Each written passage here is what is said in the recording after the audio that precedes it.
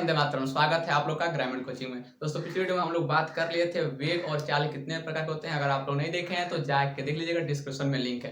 दोस्तों आज हम पढ़ेंगे एक नया टॉपिक जिसका नाम है दोस्तों त्वरण, जिसे इंग्लिश में एक्सेलरेशन करते हैं। तो आइए समझते हैं त्वरण क्या होता है। देखिए दोस्तों, समय के साथ वेग परिवर्तन की दर को त्वरण कहते हैं। यही किताबी ज्ञान है और यही किताबी भाषा में लिखा गया है कि समय के साथ वेग परिवर्तन की दर को त्वरण कहते हैं। दोस्तों देखिए, अगर कोई वस्तु गति कर रहा है तो उसके चाल में, उसके वेग में दोस्तों जो भी परिवर्तन आ रहा है, जो भी बदलाव होता है, उसी को दोस्तों त्वरण कहते हैं। सिंपल समझिए, मान लीजिए हम बाइक लेकर रोड पे जा रहे हैं। सो मान लीजिए मेरी बाइक 20 किलोमीटर प्रति घंटे से चल रही है। फिर दोस्तों आगे ब्रेक आ गया, फिर दोस्तों बाद 10 हो गए, फिर दोस्तों आगे रास्ता साफ है, फिर उसको हम 40, 50, 60, 70, 80 पे ले गए, फिर दोस्तों ब्रेक आया, फिर हम 20 पे ला दिए। मतलब दोस्तों हमारे वेग में, हमारे जो चाल है, तो चाल तथा वेग के परिवर्तन दर को ही त्वरण कहते हैं।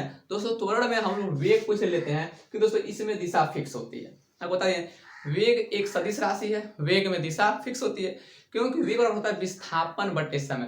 दोस्तों विस्थापन दो बीच की सबसे छोटी दूरी है, सबसे छोटी दूरी को हम लोग विस्थापन कहते हैं। सो विस्थापन में दिशा फिक्स होती है, इसलिए दोस्तों वेग में भी दिशा फिक्स होती है, और वेग में दिशा फिक्स होती है इसलिए इसे हम सदिश राशि कहते हैं। दोस्तों त्वरण में भी हम लोग वेग को लेते हैं, चाल को नहीं लेते हैं। तो वेग एक सदिश राशि है, तो वेग के कारण त्वरण भी एक सदिश राशि है।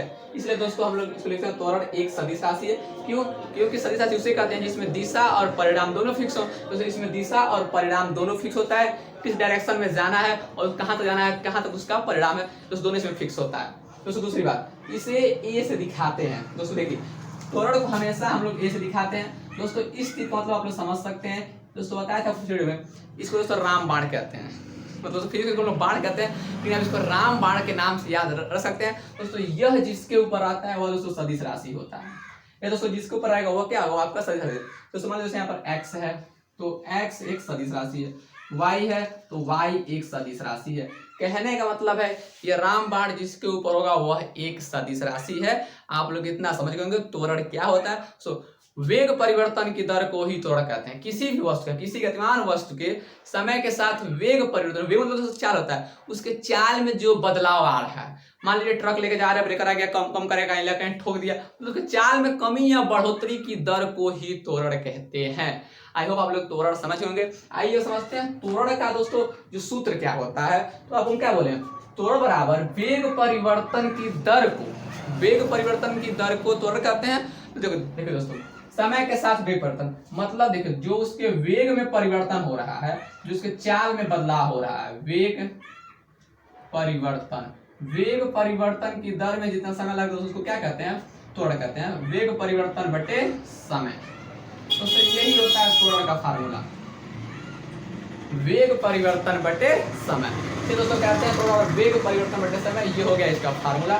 तो अब त्वरण का मात्रक का, त्वरण का मात्रक क्या होता है, इसके मात्रक के बारे में दोस्तों बात कर लेते हैं। तो देखिए सबसे पहले आप देखिए इसका मात्रक। दोस्तों किसी चीज का मात्रक हम इसके फार्मूला द्वारा ही लिखते हैं। तो त्वरण का दोस्तों फार्मूला क्या होता है? वेग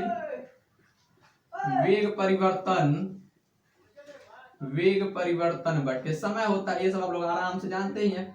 अब देखो दोस्तों, यहाँ पर हमें मतलब परिवर्तन से नहीं, मतलब हमें वेग है। तो आपको हम पिछले वीडियो में पढ़ाए थे, वेग बराबर विस्थापन बटे समय होता है। आप यहाँ देख सकते हैं वेग बराबर विस्थापन बटे समय। दोस्तों विस्थापन एक दूरी है, तो दूरी को हम लोग नापते हैं मीटर में, तो दोस्तों m, और समय को हम लोग नापते हैं सेकंड में, तो दोस्तों यस।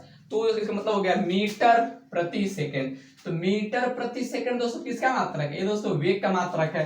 तो आप यहाँ पर वेग का मात्रक रखिए। अगर मात्रक निकाले तो सबका मात्रक रखिए। तो वेग का मात्रक हो गया आपका मीटर प्रति सेकंड। तो दोस्तों आइए हम बात करते हैं समय का।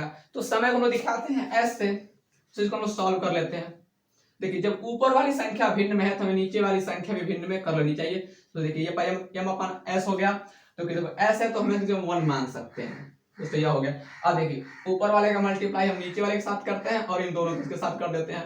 तो करिए m1 जा m, सॉरी मीटर प्रति s और इंटू s, मतलब m और s2 मतलब मीटर, तो मीटर प्रति सेकंड स्क्वायर। तो हम कह सकते हैं जो त्वरण का मात्रक होता है वो मीटर प्रति सेकंड स्क्वायर होता है। तो दोस्तों आप ऐसे लिखिए मीटर प्रति सेकंड स्क्वायर, या आप इसको ऐसे लिखिए मीटर प्रति सेकंड स्क्वायर। दोस्तों हम इसको ऐसे लिख सकते हैं मीटर प्रति सेकंड स्क्वायर इनवर्स। आप ऐसे भी लिख सकते हैं मीटर सेकंड स्क्वायर इनवर्स। दोस्तों ये तीनों इसके मात्रक होते हैं। बट आप त्वरण का मात्रक भी अच्छे से समझ गए होंगे। त्वरण का मात्रक दोस्तों इसको हम लोग सूत्र के द्वारा हम अच्छे से निकाल सकते हैं।